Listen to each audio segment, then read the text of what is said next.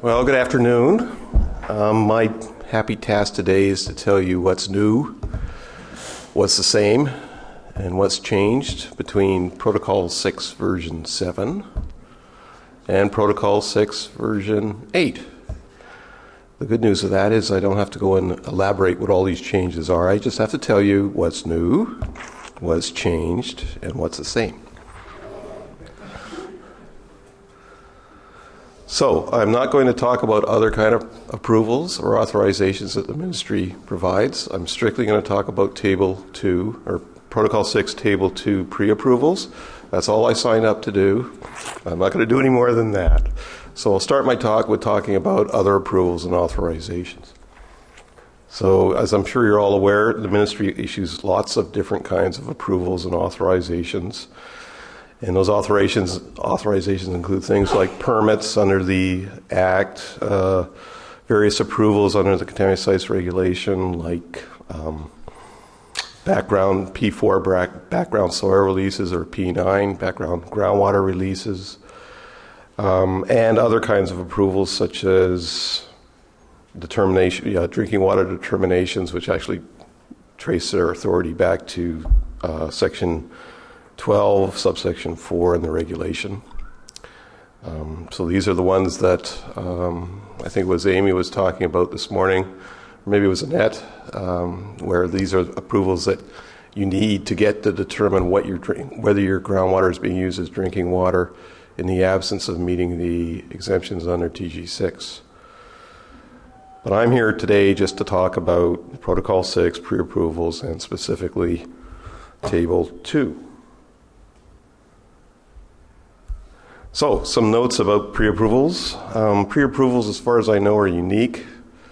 The only place that you'll find the word pre-approval mentioned in our regulation relates specifically to Protocol 6, to what it is that CSAP approved professionals can do.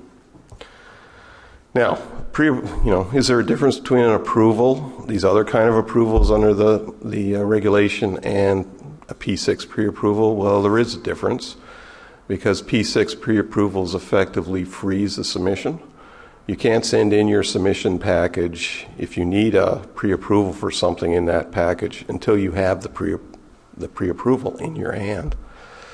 These other kind of approvals, in theory at least, can be bundled up in your submission. So you might have, a background soil approval, a submission for that for the AP to review, along with all the other aspects of the site that he's going to review. You can bundle them all together and send them all in. So pre-approvals, you can't do that. They're kind of like a one-off. You have to have it before you can do something else. And I guess as part of the recognition of that might be one of the reasons why P6 pre-approvals have their own independent pre-approval form, separate from the Contaminated Site Service application form. Okay, so what's different, what's new, what's changed?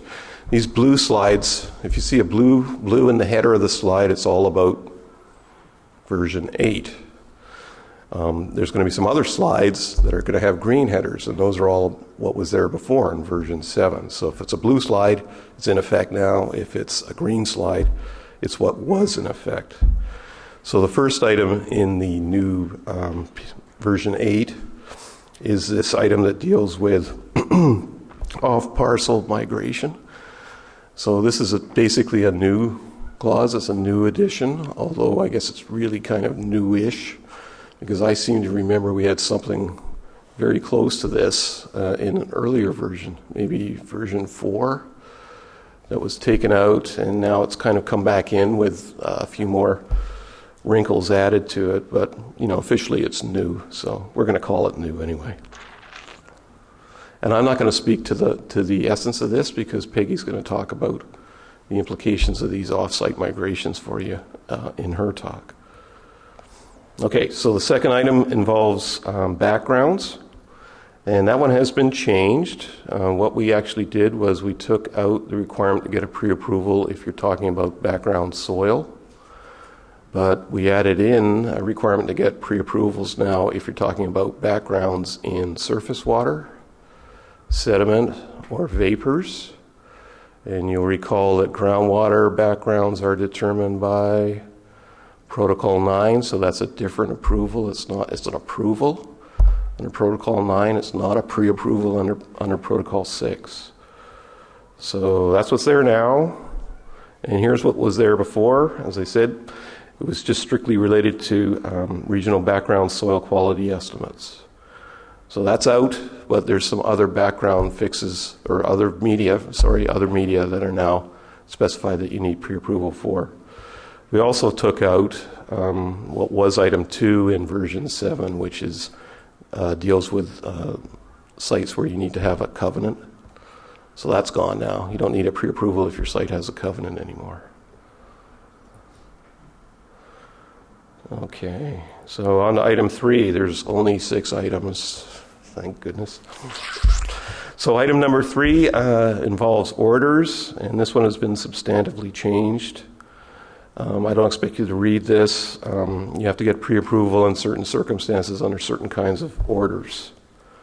And that has been changed from version 7.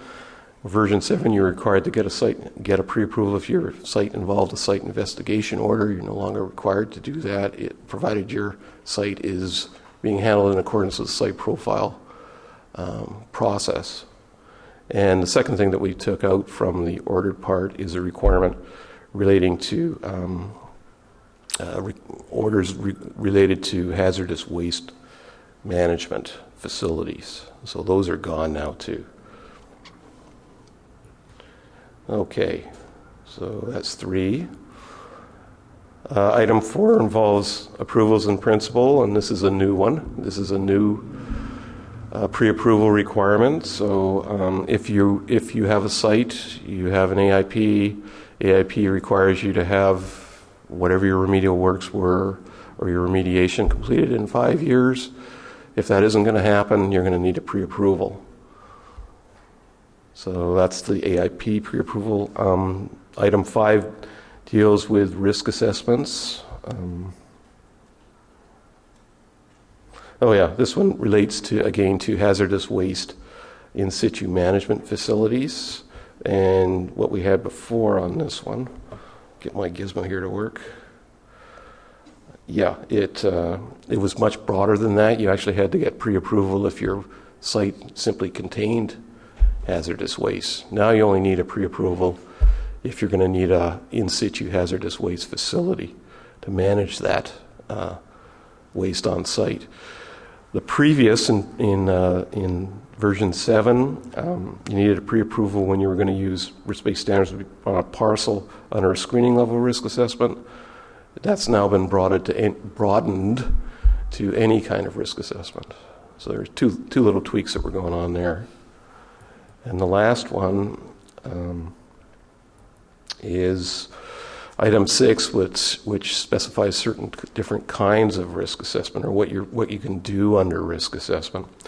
So the big change here is that previously you had to get a pre-approval if you were going to modify a toxicity reference value for use in your risk assessment. We've changed that now, so it's only de novo derivation of TRVs. So if you're going to create a new TRV rather than adapt or adopt an existing agency's TRV, you have to come and get pre-approval. If you're just adapting or adopting, you don't have to come for pre-approval anymore.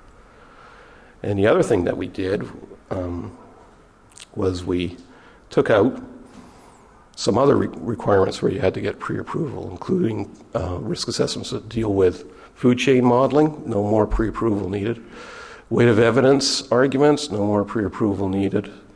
Higher order assessments of the aquatic receiving environment no longer require pre-approvals.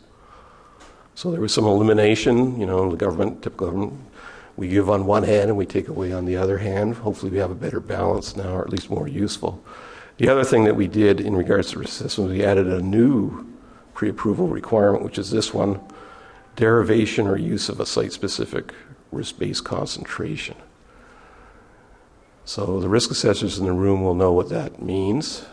If you don't know what it means, come and talk to me. But that's a new pre-approval requirement.